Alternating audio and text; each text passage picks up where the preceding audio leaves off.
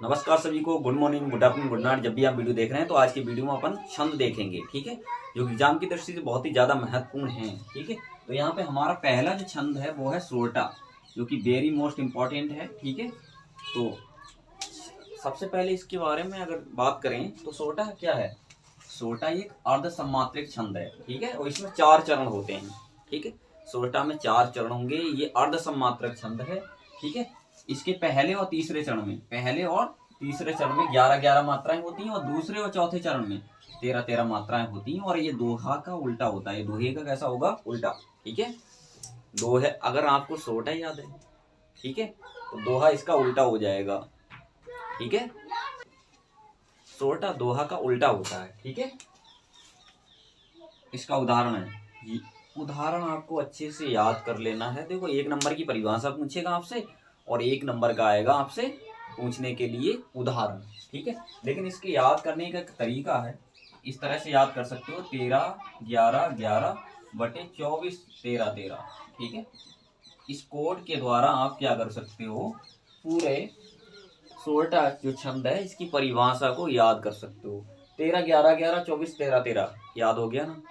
इसका मतलब होता है पहले और तीसरे चरण में 11-11 मात्राएं होती हैं, दूसरे और चौथे चरण में 13-13 मात्राएं होती हैं। बस यही तो याद करना है आपको। इसमें 4 चरण होते हैं, दोहे का उल्टा होता है। ठीक है, बस बात खत्म।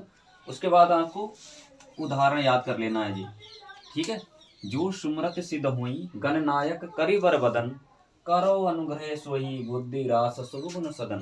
ठीक है, इस तरह से आपको उदाहरण याद कर लेना है, रट लेना थोड़ा सा। ठीक है, उदाहरण थोड़ा रटना ही पड़ेगा। ठीक है, परिभाषा आप इससे याद कर सकते हो। पहले और तीसरे चरण में 11-11 मात्राएं होती हैं और दूसरे और चौथे चरण में 13-13 मात्राएं होती हैं। तो ये कोड याद कर लो, 13-11-11 और 24-13-13। ठीक है, तो आई होप आप समझ गए होंगे अच्छे से। ठीक है, उसके बाद में आ जाता है दोहा। तो दोहा भी एक अर्ध सम्मात्रक छंद है। इसमें भी 4 चरण होते हैं, मात्राएं कर दो उल्टी। इसका मतलब है इसमें ऐसा हो जाएगा, ऊपर 13-13, ठीक है, और नीचे 24-11-11। और बस इसकी भी मात्रा तुमको याद हो गई, यानी कि ये है सब कुछ। दोहा दोहा याद करने की एक ही ट्रिक है, 13-13-13, 13-13-13, 24-11-11, 13-13-13 और 24-11-11। इसका मतलब ये है पहले और तीसरे चरण में 13-13 मात्राएं होती हैं और दूसरे और चौथे चरण में 11-11 मात्राएं होती। बस याद हो गया।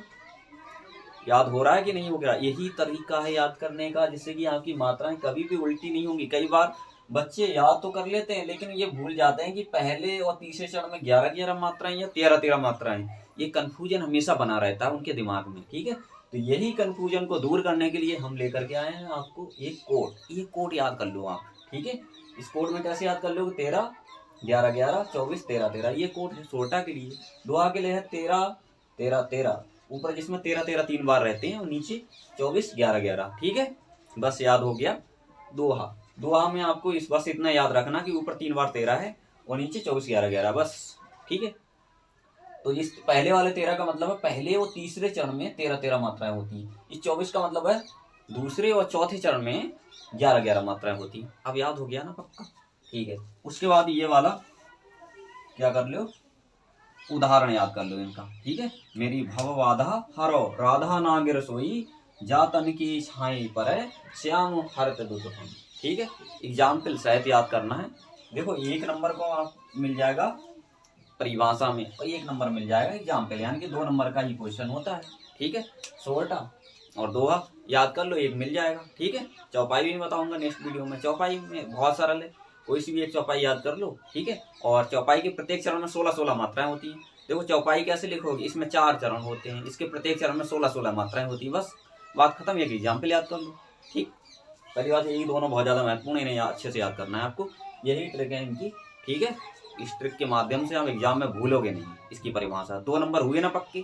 अब बताओ आपको कौन सा टॉपिक ऐसा है जिसमें हिंदी में हो रही समस्या बहुत ज़्यादा, कमेंट करके बताइए। ठीक है, वीडियो पसंद आया है तो क्या करना, लाइक करना, अपने सभी मित्रों को शेयर जरूर कर देना, जिससे कि उनकी भी एग्जाम में कुछ हेल्प हो सके। Thanks watching for video.